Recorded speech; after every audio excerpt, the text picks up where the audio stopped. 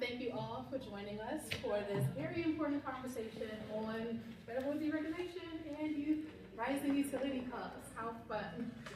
My name is Francine Hyman. I am the director of the SOAR program with Economic Action Maryland Fund, and SOAR is the Securing Older Adult Resources. So I'm going to introduce you all to our amazing panelists. We'll start with Olivia Wine. She is the senior attorney at the National Consumer Law Center. She focuses on policies and programs that help protect low-income households, including energy, water, and telecommunications. She has co-authored key publications on utility consumer protections and is a leading voice in consumer advocacy. Then we have Emily Scarr, Senior Advisor at Maryland Kirk Foundation. Emily leads efforts to ensure Marylanders have access to clean, affordable, and efficient energy. With extensive experience in campaigns to strengthen democracy and improve public health, she brings insight on state-level energy and policy solutions. Then now we have Laurel Peltier, Director of the Energy Supplier Reform Coalition and longtime consumer protection advocate in Maryland. Laurel co-authored the 2018 ABLE report, highlighting challenges for low-income families in the deregulated energy market, and has been active in legislative efforts to reform energy supplier practices. Now that we've met our amazing panelists, I will turn it over to Emily to get us started. Oh, Olivia? Olivia, I'm sorry. So I'm just going to give an update on the federally appropriated programs. I'm starting with LIHEAP, but this is a little bit about my organization, the National Consumer Law Center. Some of you may be familiar with the center and our work. I'm on the energy and utilities team, so as mentioned, I focus on federal and state affordable energy, water, and telecom programs. And in the energy space, it would be the Low-Income Home Energy Assistance Program run out of HHS, the Weatherization Program, Department of Energy. Just as background 101, but sort of the scale of the chaos we are about to enter since we are facing the potential of a shutdown, what the fight is over. You see that circle? Those are the discretionary programs. Those are the programs, there are 12 appropriation bills. They make up that chunk of federal spending. And so LIHEAP is tucked away in the Labor HHS Education and Related Agencies spending bill. And so we will move on. I'll talk about the theory, okay? What is supposed to happen, the normal cadence of spending bills, because this is affecting every federal discretionary program right now, so that you can apply to other things. So usually around February, the White House comes out with their proposed budget. This is sort of their signal to the agencies about their priorities. And so, for example, programs like the Low-Income Home Energy Assistance Program got a big fat 0. Okay, go back to that last one. It goes then to Congress has budget committees and appropriations committees, 2 different functions. And then I should also say, for every federal program, there is an authorizing committee, so you need authorizing legislation to create a program like LIHEAP. So LIHEAP has its own authorizing statute. The reason why I mention this is because the last time LIHEAP was reauthorized was in 2005, and that authorization lapsed. It has not been reauthorized since. Keep that in mind. It is not the only program that hasn't been reauthorized, but now it's like particularly vulnerable. So normally the budget committee sort of sets out like the big spending numbers, then they sort of give them to, chop it amongst the 12 spending bills. The appropriations committee start to work on what will go into those spending bills. Thank goodness the Labor HHS Education and Related Agencies in the House and the Senate did not listen to the White House's recommendation. But in any event, so it's like how a bill becomes a law, right? You get your House, your Senate, they write their spending bills, and then in theory, like it hits the floor, the floor votes, and if the bills aren't the same, then you go to conference committee, and then you sort of have another floor vote to pass the bill, and then it would go to the president. So all of this is supposed to happen before October 1, and as we know, next week, we will hit that magic number. Okay, so next slide. So this is the tool that we rely on, continuing resolutions. If you see that in news articles, this is how Congress funds programs when they can't get their spending bills done on time. And I will just say that they have relied on the continuing resolutions in all but 3 of the last 49 fiscal years. It is a very popular tool. Another thing to keep in mind, federal agencies cannot spend money they do not have. There's something called the Anti-Deficiency Acts laws. So we need an appropriation, or those particular programs funded within certain departments in appropriations bills will shut down. CRs can vary. There's a lot of flexibility in how you design one of these things, so you kind of have to pay attention to the details as to how they're put together. But they can vary in sort of length of time, the programs that they will cover, and sort of the policies, right? So, and you can have multiple CRs in a year, and so the popular strategy is to make a CR that only goes right up until the holidays, put enough pressure on Congress to vote on spending bills before they go home for the holidays and meet their angry constituents. And then the other thing to keep in mind, because this is going to be important for programs like LIHEAP, are anomalies. So LIHEAP is thank you, Laurel, the Low-Income Home Energy Assistance Program in the Department of Health and Human Services. It is around a $5 billion program. That's its authorization amount.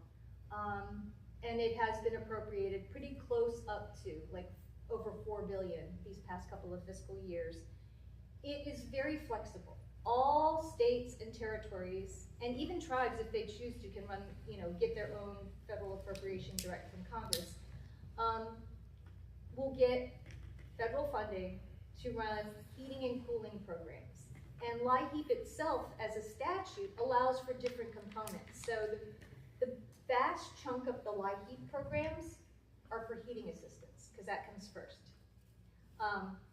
It can be used for cooling assistance. States must reserve a portion for crisis. So that is the component, like if you see there's crisis money in the state of Maryland for a broken furnace, or for people with disconnect notices in the middle of winter, that is probably funded by the LIHEAP crisis grant.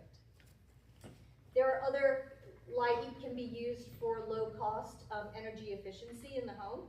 So states can direct portions of their LIHEAP block grant to that activity as well.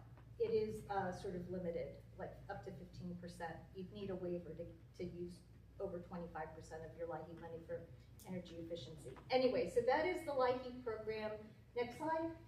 In the state of Maryland, last year, it provided over $82 million. Now that's a big hole to fill if we are in a shutdown situation, or if LIHEAP ceases to exist. If it's zero funded as the president, if Congress, for some crazy reason, and the appropriator said, yes, the president is right, we should zero out LIHEAP, that would be the hole to fill in the state of Maryland.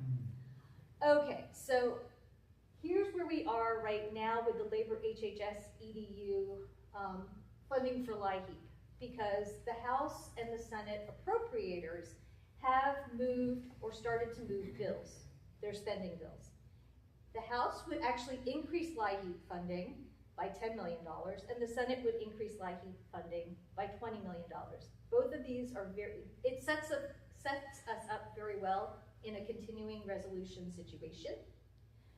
Both the House and the Senate took the uncharacteristic step, because these are unusual times, of articulating that the state should receive 90% of their funding by November 1. Normally in the past with other continuing resolutions, OMB, the Office of Management and Budget, would release 90% with the first CR that goes out the door. This is key because usually the different programs get a pro rata share of their funding based on the duration of a continuing resolution. So we would call that an anomaly or an exception. The appropriators felt the need to articulate that practice in their spending bills. and both bills contain language about staffing. So you may have seen the headlines with Doge. There was a Valentine's Day massacre this year where federal employees were like massively fired, and then another April 1st massacre where 10,000 Health and Human Services federal employees were let go, including the entire LIHEAP staff. So there is language in both appropriation bills about like, look, we're providing you with sufficient funding to hire up so that you have enough staff to meet your statutory requirements in the LIHEAP statute. So if there is a CR, I think, you know, we could see 90% of the funding go out by November 1st, whenever that CR happens. Now, I don't know. If there is a shutdown, nothing is going out the door. So it's sort of how long that shutdown lasts will affect sort of triggering the things that I had just mentioned for LIHEAP funding. So that would mean Maryland would see this huge lag in receiving federal LIHEAP assistance, sort of based on the timing of those two things, shutdown versus CR. But you can apply this to other federal programs you're tracking. Are there questions? Yes. How long does it take from the time when funding is restored for it actually to get to consumers? When LIHEAP was fully staffed in the past, it would take, because there's a complicated formula, Sure. and each time they appropriate funds for LIHEAP, you need LIHEAP staff to run through this huge spreadsheet. It goes from A to like triple Z, like all of these inputs to calculate how much Right. each state and territory would get. So that analysis would probably take 6 to 8 weeks for that money then to get actually out the door to the states. But that was the normal sort of lag time. But if you're worried about winter and November 1st, Correct. and then 6 to 8 weeks, that's scary. So I will tell you that in the past, there have been some states, like the state of Massachusetts, where the legislature would front load. They would appropriate funds for energy assistance, so the programs could be up and running, that you could take your applications and start making commitments. And that would sort of tide you over until whenever the federal funds started to flow. You have other states, like the state of Illinois. The state of Illinois has its own sort of companion state LIHEAP program. And it is rate-based. It is, I think it started out as 46 cents a month for all ratepayers into this fund for state LIHEAP. And the advantage of the Illinois state LIHEAP program is that the feds are very insistent that you have a social security number to get LIHEAP, and that you must provide the social security number for all the members of your household. So they can sort of count how many people are in the household, and only the people with social security numbers count. Illinois has this other pot of money, and they don't have to follow that policy. So they are able to serve people that the federal program would have tremendous difficulty serving. So there's an advantage to that type of. So there's strategies to work around federal dysfunction, but right now Maryland doesn't have either of those moving. But they did bump up the EUSP. So they did look ahead this year. And EUSP grants are pretty rich, and the meat is very small. So clearly lots of room for conversation, but let's make sure we get into our next No, thing. you're right. So fingers crossed we get it. All right, I'm going to spend my time talking about just why energy rates are high, what's driving them, and what changes we've seen in energy bills. And I'm going to start at the beginning, so apologies, this is too rudimentary. We can go to the first slide. Your utility bill has two components, delivery and supply rates. Delivery rates include a fixed monthly fee and a charge based on how much energy you use, whether that's electricity or gas, and that covers utility infrastructure like poles, wires, and pipes. Supply rates cover the cost of energy itself, that's the electricity or the gas, based on how much energy used, and it also covers the cost of electric transmission lines across the state. So in 2025, delivery rates and supply costs have both increased leaving Maryland families from all income levels with outrageously high bills. And as you'll hear from Laurel, the need for energy assistance has gone up, the termination letters have gone up, and the terminations have gone up as well.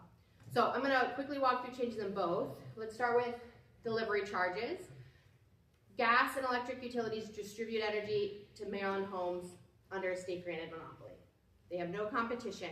Because of that, they should be regulated tightly by the state with their rates approved by the state. BG&E gas delivery charges have more than tripled since 2010, going up at about 3 times the rate of inflation. So much so that last winter, BG&E customers were paying BG&E $2 to deliver the gas for every dollar they spent on the gas itself, despite a 24% increase in gas prices. You can go to the next slide. These charts are all from OPC, Office of People's Counsel, has tons of great research. Subsidiaries of the Exelon Company, which owns BG&E, Pepco, and Delmarva Power, have increased delivery rates for gas and electricity at a rate far outpacing inflation. So BG&E electric delivery rates have doubled since 2010, about twice the inflation rate, and Pepco and Delmarva Power have seen their rates escalate even more rapidly. So delivery rates are tied directly to spending. This is unlike most businesses where the more a utility spends, the larger its opportunity to profit, which creates a really powerful incentive for wasteful spending. Yeah. One of the largest examples of increased spending has been BG&E's gas pipeline replacement program. BG&E profits have skyrocketed in the last decade as well, jumping from $147 million in 2010 a year to $527 million in 2024. Since 2010, Maryland utility customers have paid BG&E $4 billion in profits. Unfortunately, you go to the next couple slides up, one more. Yeah, that way you could look at that one for a second. That's just this is BG&E profit annually. The gap year is that's when Exelon bought BG&E, so there might have been some fees or no profit. I don't know exactly the number why. Okay, so unfortunately, there's 2 public policy decisions in the last decade have really fueled these increases in rates. The first is the Stride Law, which passed in 2013. This was a program that made it encourage the utilities to spend more aggressively on their gas pipeline replacement. And the second was a multi-year rate-making pilot in 2020, which both policies sort of exacerbate this dynamic where there is weakened consumer safeguards to prevent wasteful spending and less oversight on spending. The policy's function is shifting risk away from investors and towards ratepayers and removing natural incentives they have not to overspend. So during the most recent legislation, we made some surprising headway, I would say. I complained, I did the thing which you're not supposed to do in a nonprofit and won a 3-year campaign in 1 year. Like, what are we gonna do next? Yeah, I say that as a joke. It's fun to win, but it's not guaranteed. Unfortunately, nothing is ever guaranteed. The legislature made changes to the gas pipeline spending program to require gas pipeline spending to prioritize safety, shocking, and be cost effective. And they also added consumer guardrails to multi-year rate making, in theory, to make sure it has a customer benefit and to get rid of some of the worst practices within it. Both issues now fall on the PSC to enforce. So we do expect some pretty big decisions in the next couple of months and next year. Oh, we don't need to go this far. These were, wait, go ahead, sorry. No, good, keep going. It's just rotating. Oh, it's automatically. It's magic, right? That's all. So that's sort of background. I'm not going to spend time talking about what we're doing next, but wanted to go over where we're at. So next is supply costs. Those also are going up. Gas supply costs rose 24% last year, as I mentioned. Electric supply costs are rising this year up to 25% for some customers in Maryland and are expected to come down for at least a few years. It might seem alarming, and it is. Gas prices are notoriously volatile and have been very low for almost a decade. Electric supply costs are controlled by PJM, which is our regional grid operator. Their job is to manage the electrical transmission grid and who has access, what power plants and other electricity can connect, as well as having an auction to set the price for electricity. Notably, PJM is controlled by its stakeholders and is largely dominated by fossil fuel companies and electric utilities. So while our electric bills are going up the same companies and utilities are reaping massive profits. Maryland PERC Foundation, state agencies, consumer advocates, and a bipartisan group of governors have been very highly critical of PJM in recent months, its governance structure, and its anti-consumer decisions that are driving up bills. Some of the criticisms include PJM is making it harder for cheaper, clean energy like solar and battery storage to connect to the grid, which would bring prices down. And PJM is setting rules, just generally, that pad the profits of the utilities and fossil fuel companies at the expense of ratepayers, such as giving BG&E a no-bid contract to build a new Brandon Shores transmission line. So while stifling clean energy from connecting to the grid, PJM is projecting a massive increase in demand due to data centers. I will flag that it's unclear how much this demand is being exaggerated or double counted. If 4 different states are reporting they're gonna have an Amazon data center, it might not be in all 4 of them. There are also beginning to be conversations about how to pay for this demand and how to ensure ratepayers aren't covering the costs for new generation and transmission to fund these massive tech companies, as Rohit was talking about before, as well as more growing concerns about other issues around data centers, pollution, water quality, noise, all of that. And then I would say, before wrapping up, I spend most of my time, and I encourage most advocates to spend most of their time on delivery rates. And that's because it's way more within the state's control. And also delivery rates, unlike supply rates, once they go up, it's much harder to bring them down. So I don't want to downplay the role of supply rates, but it's just when we have limited time, limited political capital, focusing on delivery rates is where I spend my time. So the 3 of us work very closely, and Olivia and I focus on the low-income segment. It doesn't matter though, because what Emily explained is there's 2 basic reasons why your BG&E bill, I think, is everybody, raise your hand, who here has BG&E bill? Pepco? Nobody else? Potomac Edison, Delmarva, okay. Okay. So, We're all Exelon together. well, yes, so interestingly, I mean, why is it bad? It's 2 reasons, I'm summarizing. It is AI, data centers, driving this lovely PJM grid, which we're all reading about, even people who are like, couldn't care less. It is supply and demand. Nobody was ready for Virginia to go out and build 290 data centers. Nobody was ready. And there weren't enough safeguards in place to stop it. So it's there. So your bill is doubled, and that's what everyone's feeling. It's just a fact. And then you have Exelon. Exelon owns 81% of our homes. So Potomac Edison is owned by First Energy, but they own Pepco, Delmarva, and BG&E. So that big Exelon owns 12 regulated utilities. And they go every single quarter and they tell their shareholders, we are building like Bob the Builder, and that's how we make our money. And you can see the profits are going through the roof. So it's a pretty sad story in a sense, because everyone says to me, so I'm really more the consumer advocate. I work from policy down to helping people through energy assistance, which is where the Fed money comes in. When a family is, so now everyone's asking me, when's my bill gonna go down? And this is story for everybody. And then I'm gonna talk a little bit about low income. It's not gonna go down. It's not gonna go down for a few years.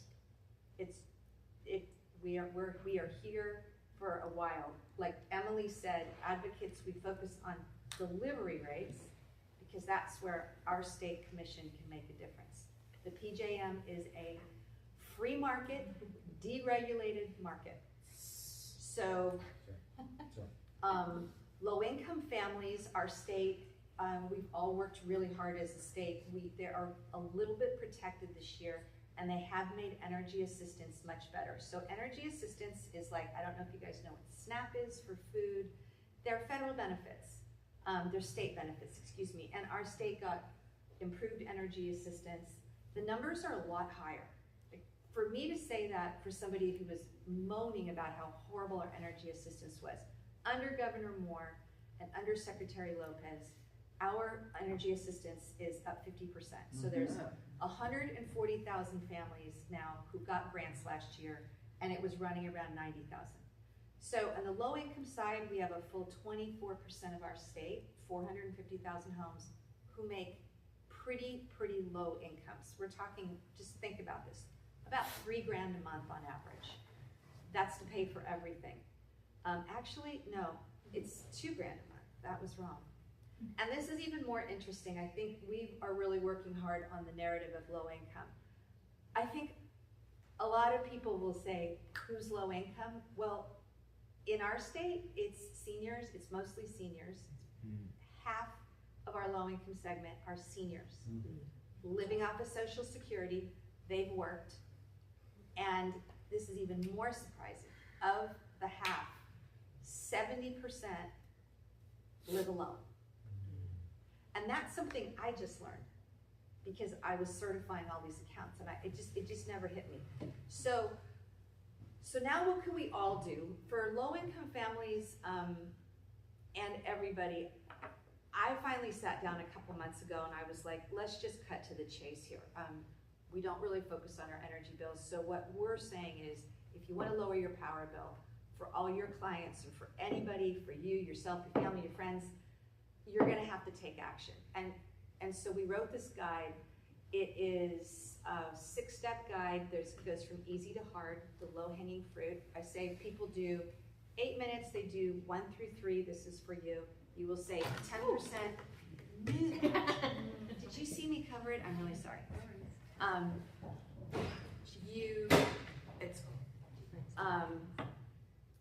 Community solar, basically it's read your bill and know what usage is. Another really interesting and really distressing fact is that 60% of low income are renters. And so, I mean, I think most of you, we know this, there's just not much for renters. Yeah. So honestly, that's kind of where we are. Whereas advocates, we're down in the weeds right now at a big hearing, which we can't really talk about for a couple months. But you can say the proceeding number. It's PC 59. And what is She the topic? doesn't want to jinx it. It would give low-income families a different rate structure from regular families. Okay. That might be coming down the pike.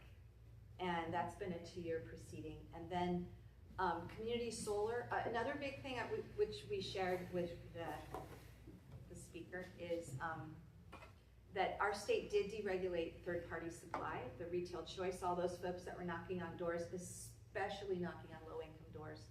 We don't really have that anymore.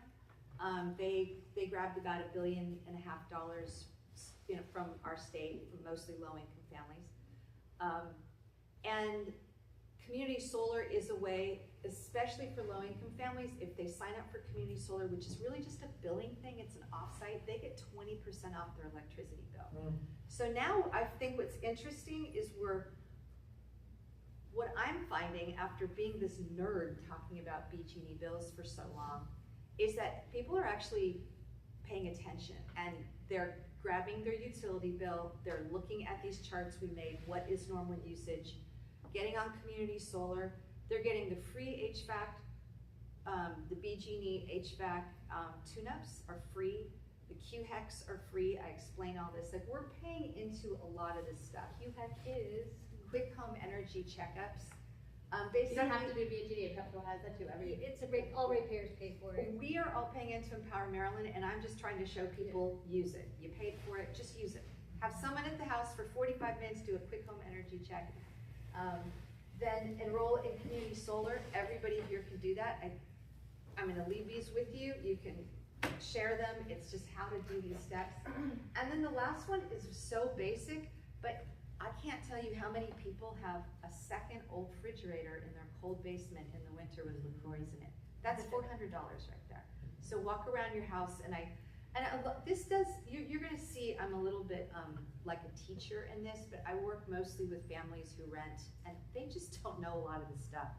Change out those filters, this stuff is available to you because they don't own the home. So you just remember, if you don't own your home, you literally, I have a friend who's calling the landlord to fix the battery on, it's chirping. The smoke detector. The smoke detector, because that's not, you don't think in those terms. So it's got a lot of that in there. Then it starts getting harder. get smart about HVAC equipment. The world of heating has changed. They are smartphones, and most of us have Nokias in our home heating our houses, and they're very expensive. It is really shocking how many people are like, I don't really even know what kind of furnace I have, so I give lots of ideas. And then get really, really smart and hit hard this Empower Maryland program, which her team worked on. We're all paying into it, and our state has a pretty sweet energy efficiency program. And then I put a lot of information in there for limited income households on how to get energy assistance, all the stuff that they should be doing, and 2 minutes. And then lastly, for renters. So it goes from kind of the big to the small, and at this point, we all have to step in and take action. So that's it, utility bills. I'm gonna add on Empower. We made 2 changes to that law a couple years ago. Empower Maryland is a huge energy efficiency program. There's actually more money, I think, correct me if I'm wrong, Olivia, in Empower Maryland than in federal energy efficiency incentives in the state. So it's not good that we're losing those, but we have a lot. We updated that law to make it helpful for folks who have gas heat. So if you're someone who got an energy audit 10 years ago and its insulation was still too expensive, those credits should be much higher now to really bring your prices down. And we also made it so you can receive credits to fuel switch. So if you have a gas heater and you want to make a switch to an electric heat pump, which is vastly more efficient, you can now access a rebate for an electric heat pump that you weren't eligible for before.